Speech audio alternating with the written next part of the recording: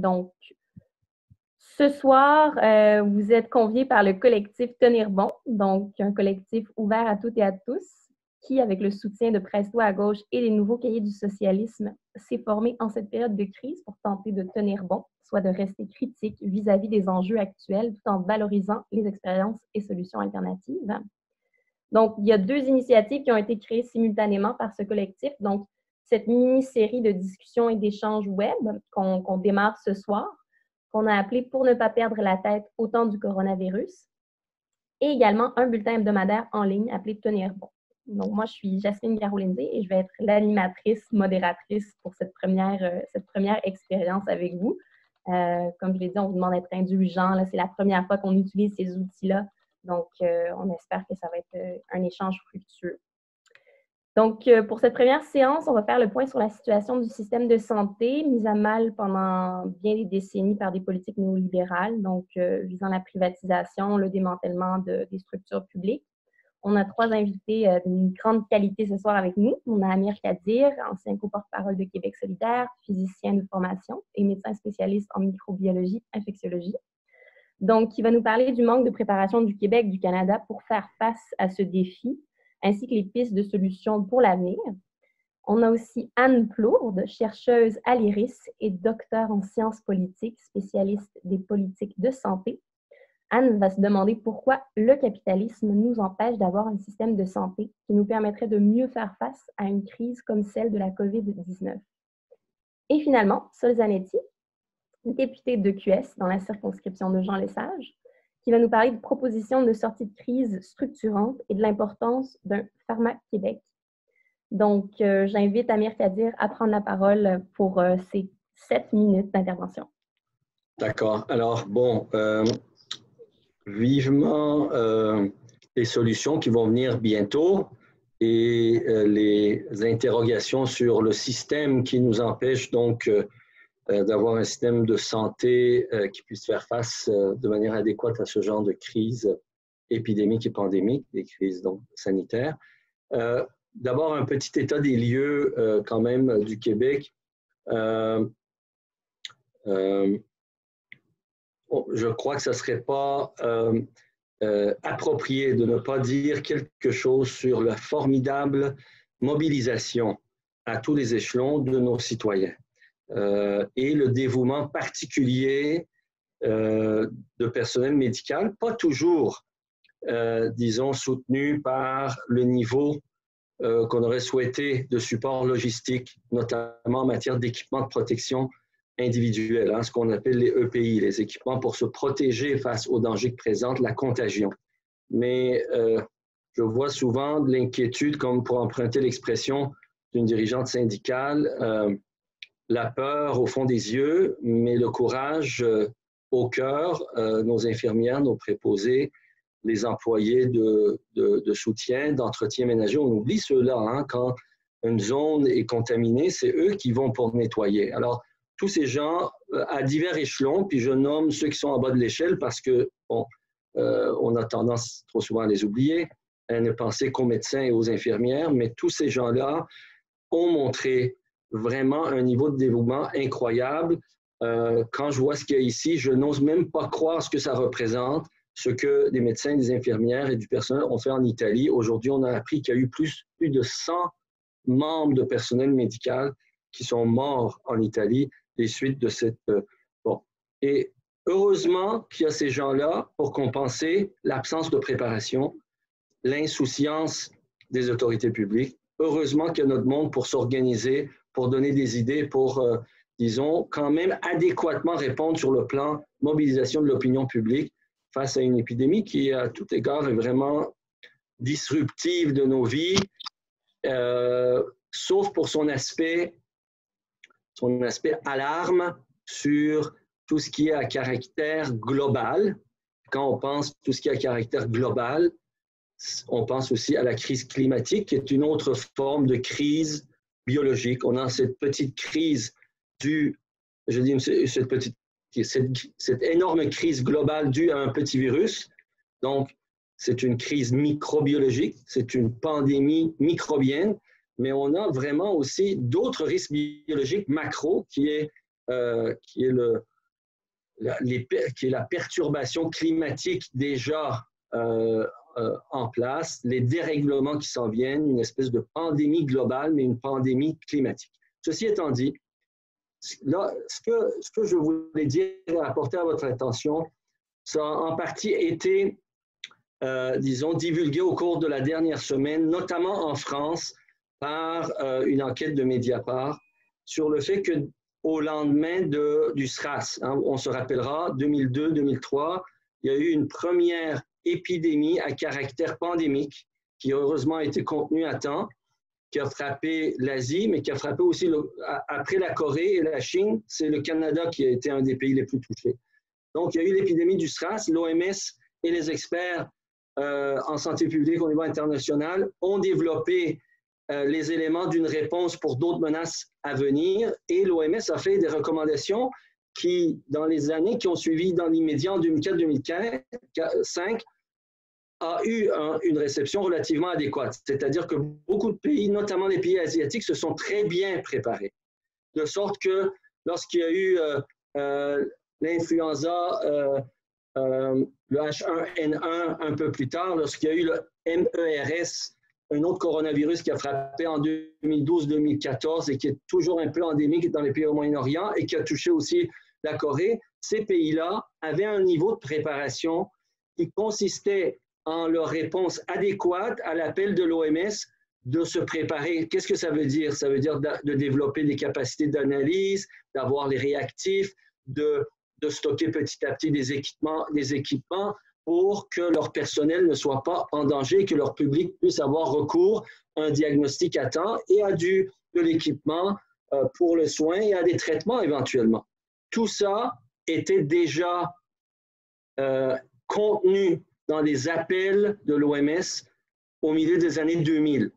Même le FMI américain, leur institution, leur espèce d'agence pour les secours en temps de désastre, a déposé il y a quelques années un document similaire pour dire il faut qu'on se prépare à une pandémie. Il y a des risques biologiques importants, on les a vus s'accumuler, il faut se préparer. Or, qu'est-ce qui est arrivé? On sait, Mediapart a révélé qu'en France, alors que les premières années, le gouvernement avait fait sienne, ses recommandations avaient commencé à se préparer pour des raisons budgétaires. La doctrine néolibérale, qui on aurait souhaité après la crise de 2009 remise en question, ça n'a pas été le cas malheureusement, plutôt que de renforcer une critique du néolibéralisme, le dogme s'est imposé davantage, l'austérité budgétaire partout et la France a abandonné. Pour le Canada, comme j'ai dit dans une information que j'ai envoyée à André, je ne suis pas sûr si on avait un plan similaire, mais je doute qu'il n'y en ait pas parce que le Canada a été frappé par le SRAS. Alors j'espère qu'un journaliste va nous informer là-dessus, mais sans doute que le Canada en avait, mais on sait que Harper a pris le pouvoir en 2005, donc sans doute s'il y avait quelque chose, il y a de fortes chances que comme en matière scientifique, comme en matière de lutte au changement climatique, comme en matière de santé et développement, probablement ça a passé à la trappe et qu'il y a eu des coupures et que ces plans-là ont été abandonnés. En tout cas, au Québec, on sait une chose pour sûre, et ça me fâche de savoir que Gaétan Barrette s'érige maintenant en sauveur, disons, de la nation du COVID, parce que si on voit parfois un certain niveau de désorganisation, bien que le personnel médical et administratif et logistique de santé publique au Québec font de tout leur mieux, et moi je suis reconnaissant, font vraiment œuvre absolument remarquable actuellement dans la lutte, d'accord? Mais il ne faut pas oublier qu'ils le font presque les poches et les mains, les poches à moitié vides et les mains liées, parce que en 2014-2015, le gouvernement libéral, sous austérité budgétaire, on a coupé un peu partout, mais on a coupé plus violemment encore que partout en santé le budget de la santé publique. Il y a eu tout près de 1/3 du budget de la santé publique qui a été coupé. Alors, comment voulez-vous Monsieur Cadieux, pardon, est-ce que je peux vous demander de conclure? Je vais conclure. Excusez-moi, je suis un peu fâché contre les amis, les nouveaux amis de mon ami Sol Zanetti, parce qu'il le fréquente. Donc, au Canada, comme au Québec, on peut parler de bien d'autres choses dans l'état de non-préparation, dans le retard pris par le gouvernement fédéral dans cette crise à te lancer dans une série de mesures. Mais dans les fondamentaux, ce qu'il y a de plus important à retenir, c'est que les politiques d'austérité budgétaire ont été particulièrement néfastes et destructeurs dans les capacités que pourtant depuis 15 ans, on sait qu'on devait avoir et qui n'ont pas été mises en place. Merci beaucoup. Donc, Anne, c'est à votre tour. Donc, vous avez 7 minutes. Merci. Merci. Donc, comme Jasmine l'a annoncé au début de la rencontre, aujourd'hui, moi, je vais tenter de répondre en 7 minutes à la question « Pourquoi le capitalisme nous empêche d'avoir un système de santé qui nous permettrait de mieux faire face à une crise comme celle de la COVID-19 qu'on vit en ce moment ?» La première chose que je voudrais dire avant de répondre plus directement à cette question-là, c'est d'abord que le capitalisme, c'est très mauvais pour la santé. Et pas seulement parce que ça nuit à notre capacité d'avoir un système de santé qui fonctionne bien, mais aussi parce que le capitalisme, c'est un système socio-économique qui génère des inégalités sociales gigantesques, qui génère de la pollution sans limite, qui génère des conditions de travail qui sont physiquement et mentalement malsaines, qui a tendance à laisser les gens avec des salaires insuffisants pour assurer une alimentation et des conditions de logement qui seraient saines. C'est un système qui donne une inégalité de l'accès à l'éducation et aussi, c'est un système qui est en train de produire une crise climatique qui met en péril rien de moins que la survie de l'humanité. Autrement dit, le capitalisme nous empêche d'avoir des conditions de vie saines, des conditions de vie qui sont bonnes pour la santé. Et les conditions de vie, c'est ce qui compte le plus dans l'état de santé des populations, beaucoup plus que le système de santé. Les expertes et les experts en santé publique considèrent en fait que les conditions de vie déterminent environ 70% de l'état de santé des populations contre environ 20% pour le système de santé. D'ailleurs, on le voit même en ce moment avec la pandémie, là, il y a des chiffres qui commencent à sortir et qui montrent que à cause de leurs conditions de vie défavorables, certaines populations, comme par exemple les Noirs aux États-Unis ou ici les personnes qui habitent dans des HLM, ces personnes-là sont plus à risque de contracter le virus. Donc, le capitalisme, c'est mauvais pour la santé, mais pour répondre plus directement à la question pourquoi le capitalisme nous empêche d'avoir un système de santé qui fonctionne bien, je résumerai la réponse en disant que le capitalisme donne beaucoup de pouvoir à une petite minorité qui a tout intérêt à résister à l'instauration et à la consolidation d'un système de public de santé fort et d'un système de public de santé doté de ressources suffisantes pour répondre à nos besoins. Cette petite minorité-là, c'est ce que moi j'appelle les capitalistes ou la classe capitaliste, mais dans le langage courant, ça réfère en gros au milieu des affaires, aux grandes entreprises, au patronat, et depuis quelques années, on parle aussi du 1%. Donc, cette petite minorité-là a beaucoup de pouvoir parce que dans le système capitaliste, c'est elle qui contrôle en bonne partie notre économie. C'est cette minorité-là qui n'est pas élue démocratiquement, qui prend l'essentiel des décisions qui concernent la production, les investissements, la distribution des marchandises, etc. Je ne peux pas m'étendre là-dessus aujourd'hui, mais disons juste que grâce à leur pouvoir économique, les capitalistes ont aussi un pouvoir d'influence politique et idéologique qui est beaucoup plus important que n'importe quel autre groupe dans la société. Donc, ça a pour résultat que les capitalistes ont la capacité d'imposer leurs intérêts au reste de la société et même de nous faire croire que leurs intérêts correspondent à l'intérêt général, à l'intérêt de la majorité. Et les capitalistes n'ont pas intérêt à ce qu'un système public de santé fort existe dans nos sociétés pour plusieurs raisons. Premièrement, les capitalistes sont riches et ne veulent pas payer pour le reste de la population. Ils ont eux-mêmes les moyens de se payer leurs propres services de santé privés, donc ils ne veulent pas payer pour le reste de la population. De manière générale, les capitalistes aussi n'aiment pas tellement les services publics universels qui sont accessibles gratuitement à l'ensemble de la population parce que ça nuit à ce qu'on appelle la discipline du travail. C'est-à-dire que plus on a accès à des services publics gratuits, moins on dépend du marché du travail pour subvenir à nos besoins, moins on est susceptible d'accepter des mauvaises conditions de travail ou des salaires insuffisants.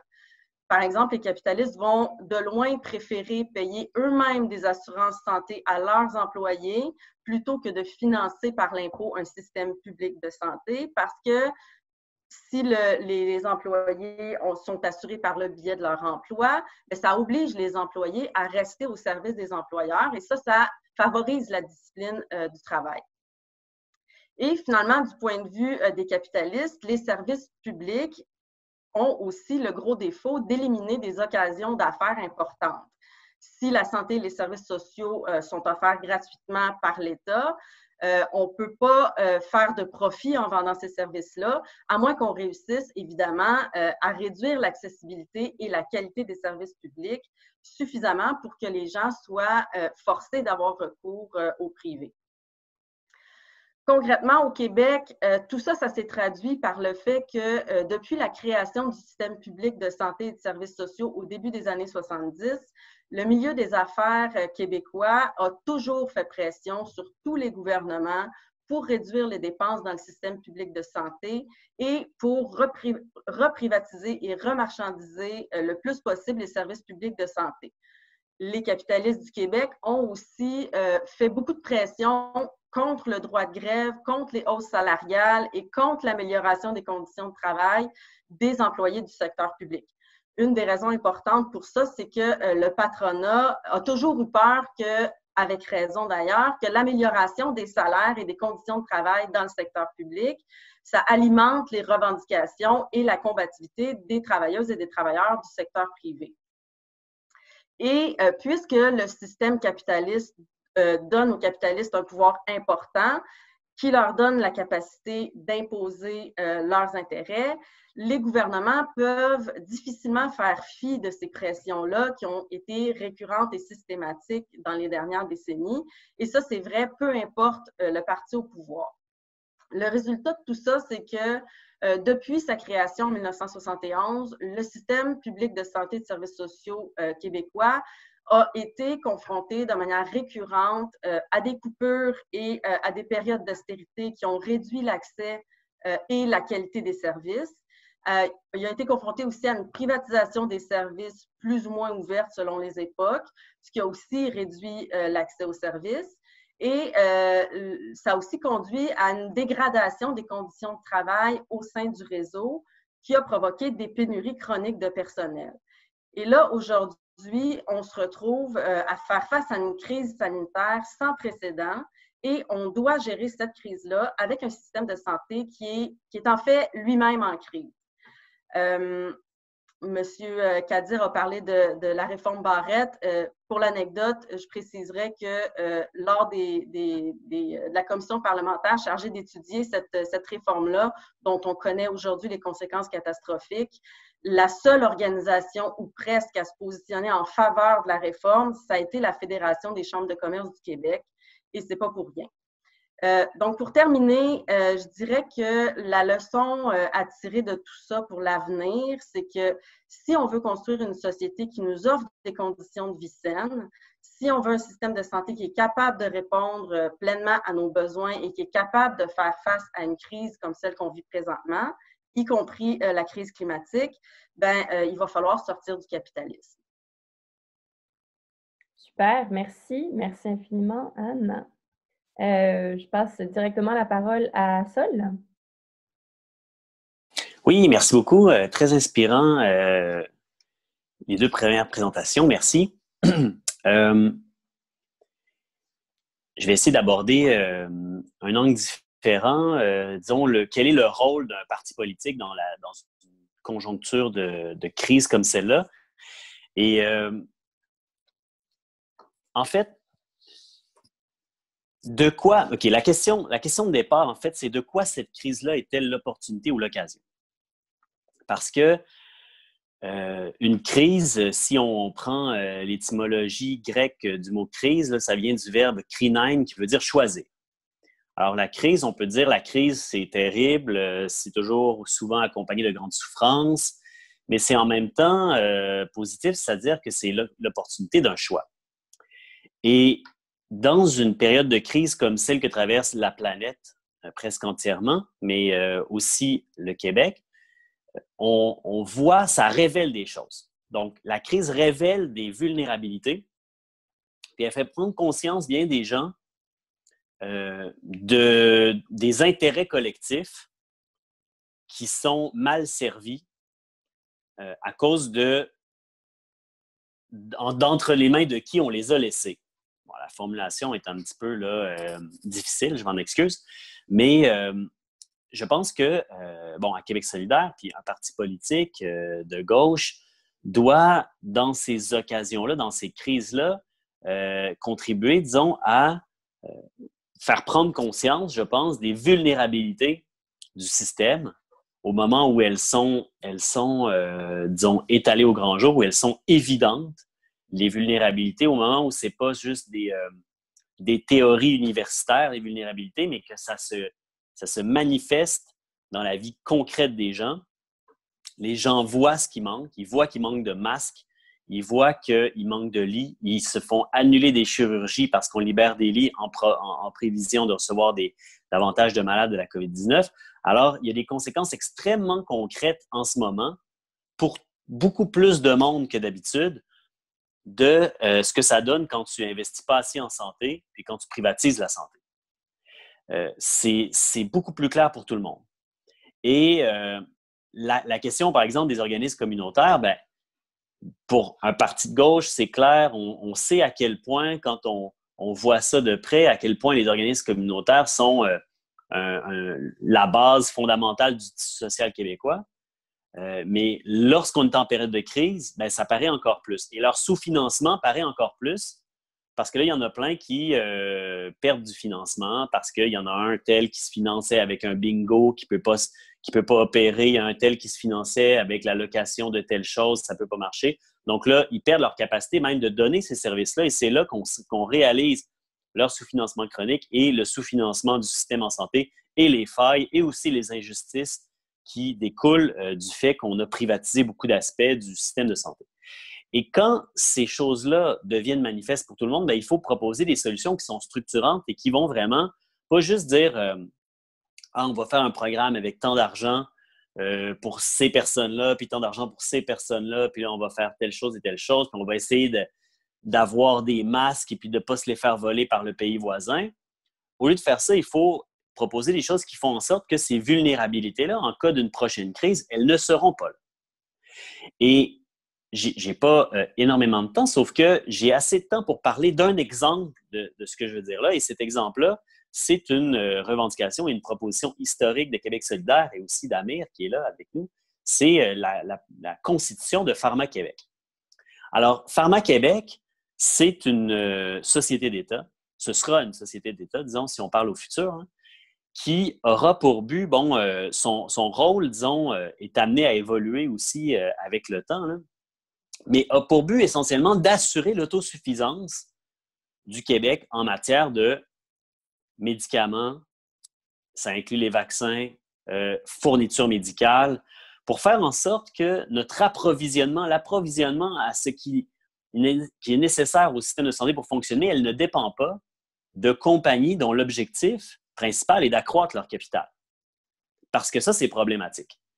Quand on est dans une période de crise et que là, les gens qui nous fournissent des masques et des blouses et des respirateurs et toutes sortes de choses et des vaccins et des médicaments, quand ces gens-là, leur objectif principal, c'est d'accroître le capital qu'ils ont, on se met en état de vulnérabilité. D'une part, on se met en état de faiblesse par rapport aux pays qui ont plus de capital que nous pour acheter ces choses-là. On l'a vu, là, le Canada, ça fait 2 semaines qu'il s'ostine avec, qui se fait comme, il y a comme des rumeurs de les Américains auraient volé, acheté des choses en payant plus cher que lui, des cargaisons qui lui auraient été destinées. Donc, il y a toutes sortes d'échanges comme ça qui se font au plus offrant. Et ça ne sert pas l'humanité. Ça ne sert pas l'humanité nulle part parce que qu'est-ce que ça fait? Ça fait juste qu'il n'y a pas plus de masques qui sont produits. C'est juste qu'ils sont produits avec le plus haut coût possible et puis, ou en tout cas avec la plus grande marge de profit qui se fait. Et puis, l'humain paye, puis les compagnies pharmaceutiques font de l'argent. Souvent, ils font de l'argent même quand ils font avec certains vaccins, certains médicaments. Souvent, en tout cas, Ça a été même, ces choses-là, élaborées avec des fonds publics, donc ce qui est une arnaque encore redoublée.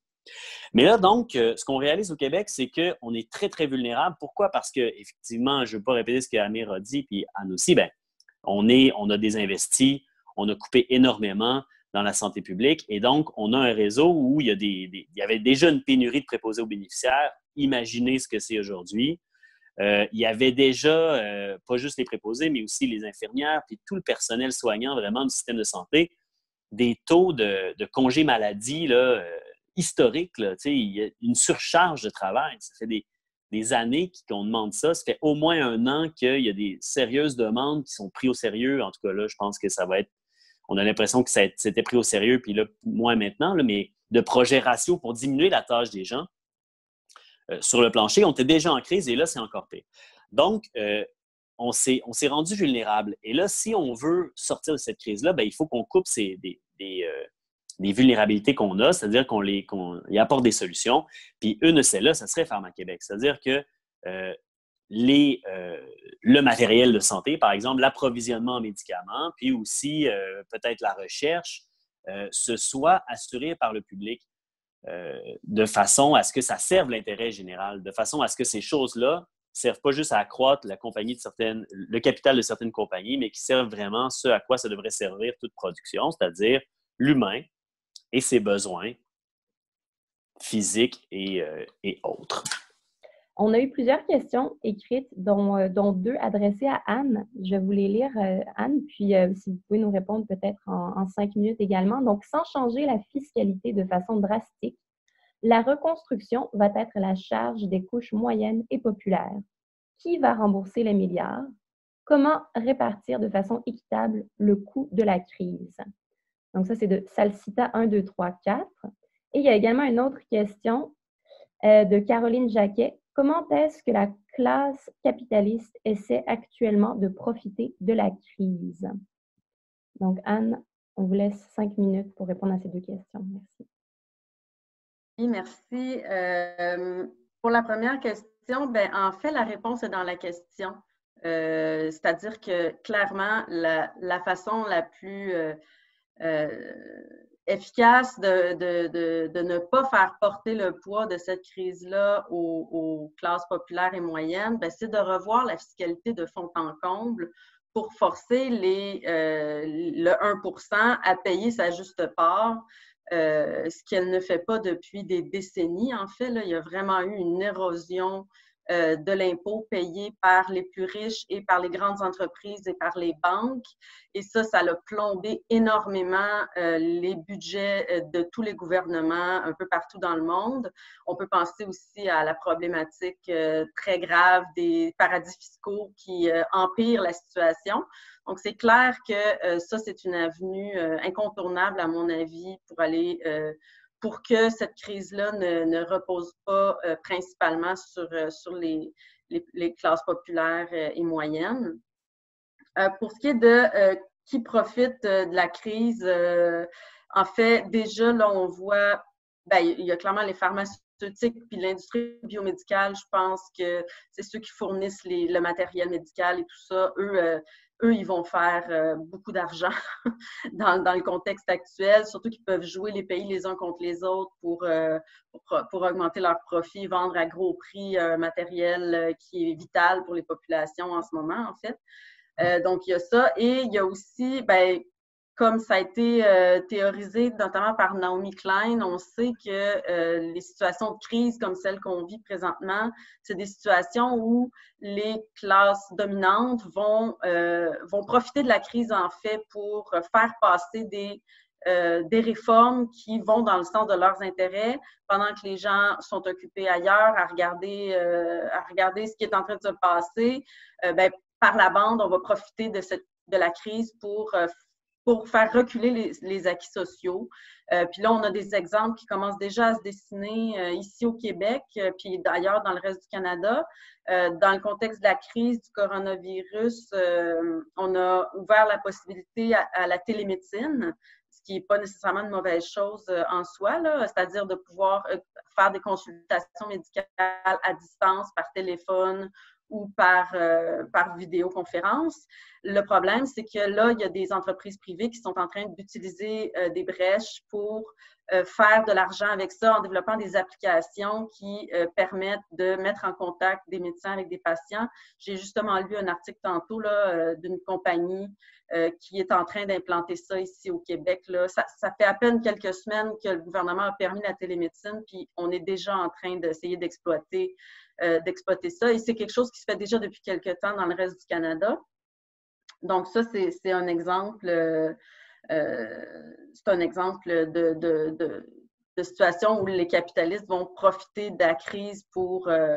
Et aussi, j'ai juste entrevu là, que dans la conférence de presse de la ministre aujourd'hui ou hier, il y a un journaliste qui lui a demandé si on allait permettre aux médecins qui pratiquent dans le privé seulement de venir prêter main forte dans le régime public, alors qu'en ce moment, c'est interdit pour les médecins du privé de pratiquer à la fois dans le public et dans le privé pour empêcher certaines problématiques qui deviendraient... certaines choses qui poseraient problème dans ce contexte-là. Donc, et là, la ministre a fait preuve d'une certaine ouverture. Elle a dit on va évaluer toutes les possibilités. Et ça, l'étanchéité entre le système public et le système privé, c'est un principe qui est là depuis le début du système public au Québec. Puis si ça s'est remis en question, ça pourrait vraiment avoir des conséquences importantes pour la suite du système public. Merci, Anne. On a 2 questions en lien avec les CHSLD que j'adresserai peut-être à Amir. Donc, de Lise Anne, comment contrer la vulnérabilité des personnes âgées à laquelle on assiste actuellement? Y a-t-il des pays où le modèle de soins de personnes âgées est différent du nôtre? Que penser du fait que le gouvernement assure une prime salariale bien méritée aux employés des CHSLD privés, propriété de multinationales françaises ou autres de soins? Et on a également une autre question en lien avec les CHSLD. La crise révèle la terrible malgestion des CHSLD. Quelles sont les alternatives? Amir, à vous la parole pour 5 minutes. Est-ce qu'on m'entend? Oui, je crois que oui. D'abord, je ne connais pas vraiment les établissements et le fonctionnement des maisons de soins de longue durée, des établissements de soins de longue durée ailleurs qu'au Québec ou au Canada, fait que je ne pourrais pas vraiment faire cette comparaison. Ce qui est certain, c'est que le traitement différencié des établissements privés par rapport au CHSLD est quelque chose qui a cours depuis à peu près une quinzaine d'années avec une énorme pression, même plus d'une... Ça approche une vingtaine d'années parce que ça a commencé avec le ministre Claire, un ministre péquiste à la fin des années 90, début des années 2000, et on a injecté des centaines de millions et des milliards dans le développement d'un réseau privé, alors que la multiplication des modes de soutien et de services aux personnes âgées aurait pu se faire dans le cadre public. C'est sûr que là, comme ailleurs, les nombreux problèmes sont une espèce d'enchevêtrement de séries de causes à effet en lien avec la privatisation des soins, en partie, ce qu'on a appelé le virage ambulatoire, qui est un prétexte pour couper des lits et des services, le sous-financement relatif par tête d'habitant en termes en dollars constants par rapport au passé. Bref, une série de conséquences qui fait en sorte qu'aujourd'hui, on a des centres et des CHSLD dont la qualité des soins était déjà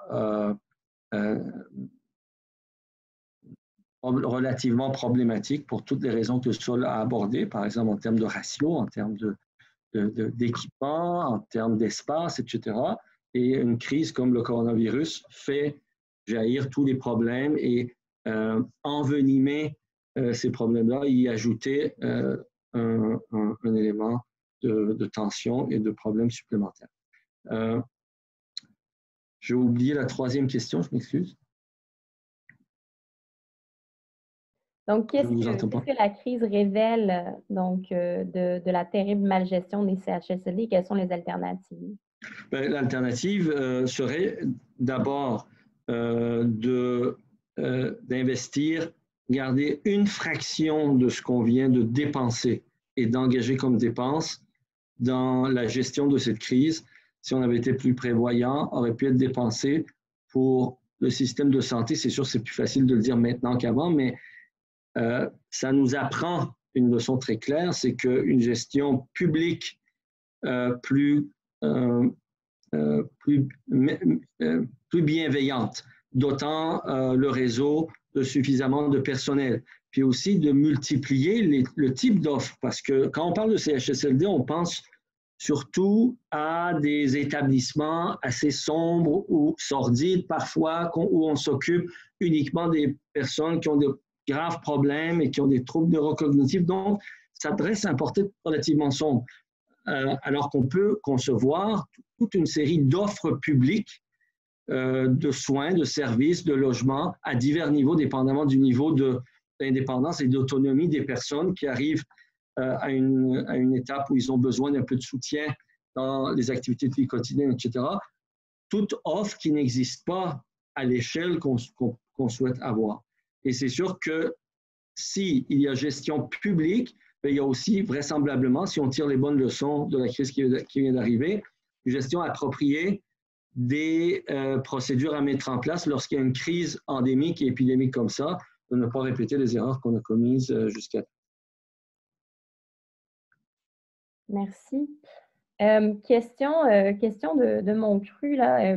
Est-ce que vous avez, j'adresse la question à qui veut bien y répondre, suivi un peu tout ce qui touche l'utilisation des technologies et des données personnelles dans le cadre de la lutte contre cette pandémie? Donc, on parle souvent qu'il y a des compagnies, notamment à Singapour, qui utilisent les données de géolocalisation des individus pour aider, en fait, à vérifier qui a été en contact, avec qui il aurait pu avoir une contamination. Et donc, ces outils-là qui sont parfois un peu reprochés d'ingérer dans la vie privée des gens, puis d'être utilisés en fait contre le consentement des individus.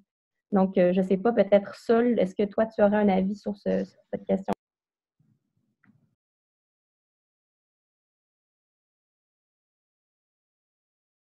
OK, j'ai la misère à rallumer mon micro, désolé. Oui, c'est quelque chose que je suis de très près, cette question-là, parce que ça fait au moins 2-3 semaines qu'on sent venir l'idée de, dans le débat ici, d'amener de la géolocalisation, de la surveillance à grande échelle au Québec. Là. Évidemment, c'est jamais présenté comme ça, mais c'est présenté comme une solution que le gouvernement devrait envisager. Je trouve ça inquiétant. Il y a deux grandes façons, il y a deux grandes, disons, philosophies par rapport à la surveillance citoyenne, là, puis aux données de géolocalisation. Dans la première vision qui a été appliquée dans certains pays asiatiques, la donnée que vous générez est un bien public. La donnée que vous générez de où vous êtes est un bien public. Pourquoi? Parce qu'elle peut sauver, mettons, la santé des gens. Okay? Alors, dans ce sens-là, les autorités l'apprennent, s'en servent. Et puis, ce n'est pas quelque chose qui est considéré comme une propriété qui vous appartient. Ça fait pas, on ne considère pas que ça fait partie de votre identité numérique et que ça doit être protégé par des droits. Dans une autre optique, on peut concevoir la question de ces données-là comme étant justement faisant partie de notre identité numérique et donc qui soient attachées à des droits à la vie privée et donc qui pourraient être utilisés par le gouvernement ou toute autre compagnie, mais doit l'être dans un contexte où il y a consentement, puis dans un contexte aussi, il y a la capacité technologique de donner son consentement pour vrai et de le retirer à tout moment. Alors, une solution technologique qui permettrait ça pourrait être intéressante, hein, si la donnée est utilisée avec notre consentement et qu'on est capable techniquement, avec assurance, de le retirer, mais dans un contexte où ça ne l'est pas, je pense que c'est très, très dangereux. Et il faut observer ça de près. Merci, Sol. il y a plusieurs questions en lien avec Pharma Québec. Donc, est-ce que Pharma Québec est toujours dans le programme de Québec solidaire? La proposition de QS de mettre sur pied Pharma Québec viendrait-elle remplacer le régime québécois d'assurance médicaments par un régime universel et public d'assurance médicaments? Est-ce qu'il y a en ce moment ou dans le passé des administrations dans des pays capitalistes qui ont mis en place l'équivalent d'une Pharma Québec? Est-ce que les Scandinaves sont en avance? Donc, peut-être que, Amir, vous pourriez répondre à cet éventail de questions. Je vais répondre en partie, puis Sol pourra compléter. D'abord, l'idée de Pharma Québec, aussi bizarre que ça puisse paraître, a germé dans nos esprits au début des années 2000 par l'apparition d'un livre de Jean-Claude Saintonge qui se penchait sur plusieurs exemples de modèles industriels et commerciaux de fixation des prix des médicaments. Puis, il s'était penché sur l'exemple néo-zélandais, la Nouvelle-Zélande à l'époque, où l'équivalent de Pharma Québec a été introduit, était d'ailleurs gouverné par un gouvernement conservateur, mais dont le ministre, je crois, de Finances, ou l'équivalent en tout cas, était au moins un honnête homme. Puis il disait qu'il va mettre la loi de l'offre et la demande, cette fois-là, à titre de responsable du gouvernement, au bénéfice du gouvernement et des pays de taxes. Et c'est comme ça que la Nouvelle-Zélande, c'est de ce qu'on... en allant un peu plus loin. Maintenant, c'est dans le programme de Québec solidaire, ça l'était, ça l'est encore. Et il y a aussi la notion de régime d'assurance médicaments universel public qui est venu, qui complète comme un bouquet de propositions pour les médicaments. Mais comme Sol l'a mentionné, on pourrait envisager sur le même modèle des éléments de réponse plus globaux à nos besoins de base dans un certain nombre de domaines qui sont névralgiques. On a eu des discussions dans le passé sur le caractère névralgique du secteur énergétique. On a parlé dans le passé aussi du caractère névralgique du secteur monétaire, financier, bancaire. On a besoin d'une banque d'État, vraisemblablement, pour pouvoir, pour pouvoir présider à notre progression, à notre transition vers un modèle non capitaliste qui dépasse le capitalisme actuel, puisqu'on a appris avec Anne que, comme le sucre et le cholestérol, c'est pas bon pour la santé.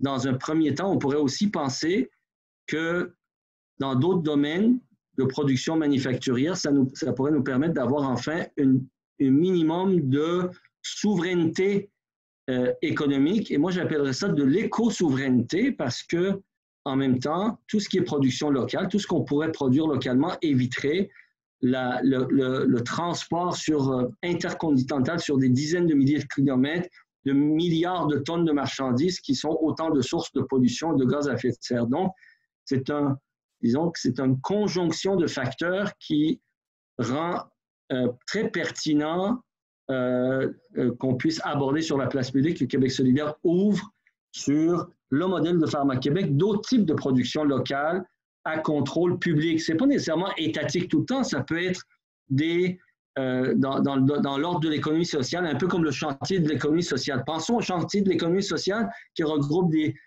dizaines et des centaines de micro-entreprises à vocation sociale. Pensons maintenant à un conglomérat d'unités de production autogérées, autonomes, mais sans but lucratif, dont la vocation est d'assurer une souveraineté dans la production de ce qu'on a besoin dans ce domaine comme dans d'autres. Pas compliqué. Quand vous le dites comme ça fait beaucoup, ça fait sens. Oui, Sol, est-ce que tu aimerais renchérir sur la question de Pharma Québec? Oui, juste pour prendre les questions qui n'ont pas été répondues, donc oui, c'est toujours dans le programme de Québec solidaire. Ça ne viendrait pas remplacer un régime d'assurance médicaments au sens où ça viendrait s'ajouter, mais à un régime d'assurance médicaments universel et public. C'est ça la proposition solidaire, donc ça viendrait s'ajouter. Et là, y a-t-il d'autres questions sur... Je pense que le reste, Amir a répondu à tout. Donc, voilà. Parfait. Merci.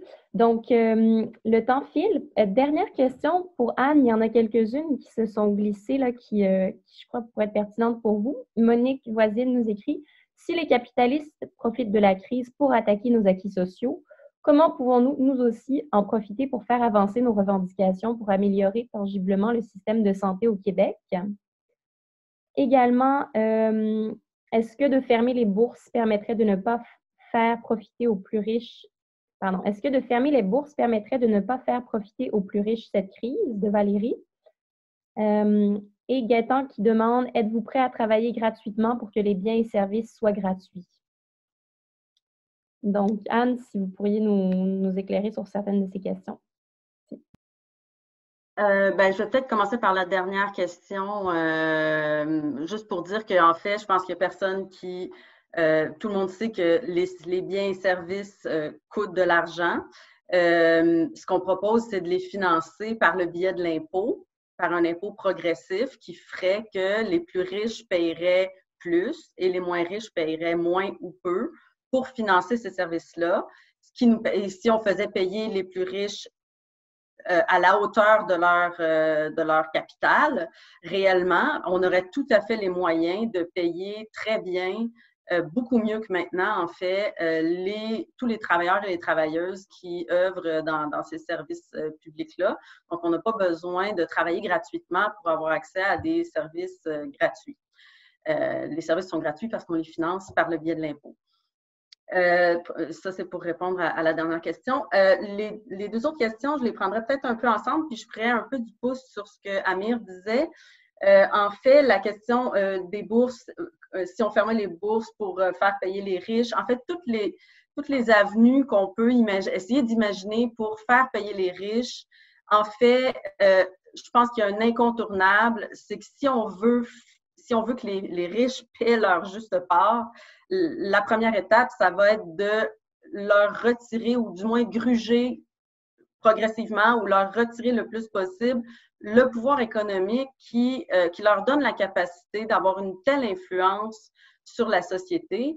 Et bien, leur retirer le pouvoir économique, ça veut dire nous se réapproprier notre économie de façon démocratique, comme le suggérait Amir. On peut penser à des secteurs particulièrement stratégiques, effectivement. Monsieur Kadir a nommé les banques, mais on peut aussi penser en ce moment au secteur de l'alimentation, dont on voit très bien en ce moment à quel point ce secteur-là est un secteur essentiel, évidemment, mais en ce moment, il est entre les mains de l'industrie capitaliste qui produit les aliments non pas pour nourrir les gens, mais pour faire des profits. Donc, ça passe par retirer le pouvoir économique à la classe capitaliste, mais évidemment que ça passe aussi par développer un rapport de force qui nous permet de le faire. Et ça, c'est le bout le plus difficile parce que dans le système capitaliste, les capitalistes ont le gros bout du bâton. C'est eux qui ont le plus qui ont un pouvoir structurel. Donc, pour nous qui voulons reprendre du pouvoir, c'est évidemment plus difficile. Mais je pense que, comme le disait la deuxième ou troisième question, comme le disait la personne qui suggérait de nous aussi profiter de cette crise-là pour faire avancer nos propres revendications. Je pense qu'effectivement, une crise comme aujourd'hui, en fait, il y a deux avenues qui s'ouvrent devant nous. C'est clair que les capitalistes, les riches et les puissants de ce monde vont tenter d'utiliser la crise pour faire avancer leurs intérêts, mais nous aussi, on peut le faire. Et cette crise-là, en fait, ouvre un espace idéologique sans précédent, je dirais, depuis la Deuxième Guerre mondiale. On est vraiment face à une situation qu'on n'a pas connue depuis des décennies, c'est-à-dire une situation dans laquelle ça devient concret. On constate que nos gouvernements sont capables de mettre en œuvre des moyens gigantesques pour faire des transformations très rapides.